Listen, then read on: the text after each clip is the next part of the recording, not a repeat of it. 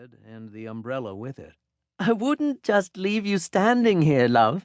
You mean like you did last Monday at Battersea Arts Center? She swept up to him, sharing the cover of her red umbrella, and slid her right arm around him, yanking him in close for a kiss. Adam accepted the kiss, exhaling some of his annoyance, but he refused to let himself smile at her. I've apologized for that 12 times, Miriam said. You know what I'm like when I'm writing. I sit in Wilton's and lose all track of time. The rain began to fall harder, fat drops whapping off the umbrella overhead. Its protection created an intimate space between them, as if the whole world had been shut out. The effect made it harder for him to maintain his gravitas, and after all, she was only 10 minutes late. 40, he reminded himself. As far as she knows, she's 40 minutes late. You told her 1 o'clock. He had nearly forgiven her for last Monday, but only nearly.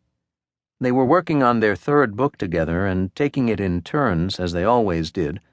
Miriam certainly made a habit of losing herself in the work, so Adam could well imagine how easily she might have been sitting in the pub, drinking tea and tapping away on her laptop. Except it hadn't been the first time. He had proposed to her in Scotland at the beginning of May on the peak of Ben Nevis, which they'd climbed just to have a picnic.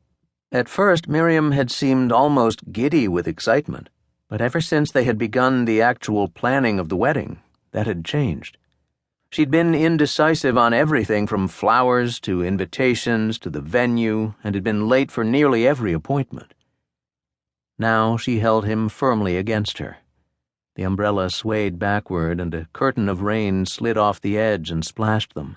Stop it, she said. Stop what? You know. Adam kissed her forehead. They were equal in height, 5'10", and sometimes she returned the gesture. Not today. Let's go inside, he said. The manager will be waiting. If she hasn't given up on us entirely, Miriam finished for him. Yes. Adam stared at her. Look, I'm glad you're in such a splendid mood, but I haven't eaten anything but an apple today, so I'd like to get this over with.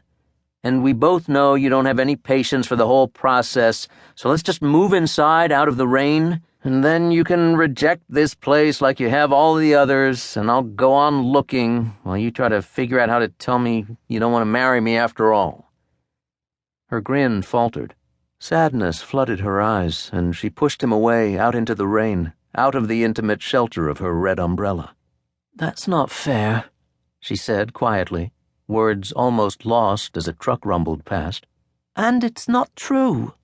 He exhaled, then shoved his hands into his jacket pockets again.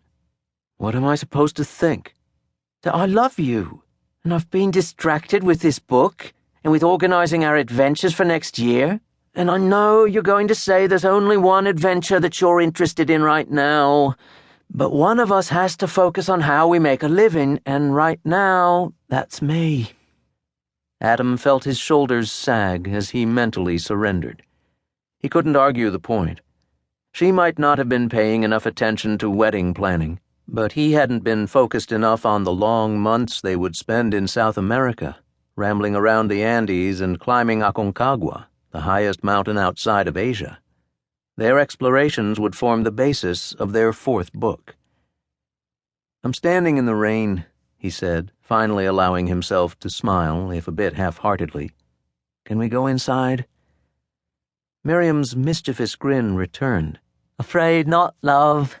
Appointments cancelled. In fact, all other appointments are cancelled for the foreseeable future. You just said, I love you, and I want you to be my husband, but could you shut up a moment?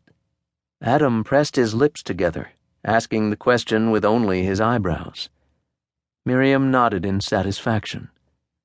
Excellent. Here's the thing. Cancel it all, because we're flying to Turkey tomorrow. I got a call from Fass. You remember him? Of course he did. The man had become a friend during their time on Mount Ararat, and he was the best guide they had ever worked with. Fass and Miriam had shared an instant rapport that might have made Adam jealous, except for one vital fact. We're invited to Fass's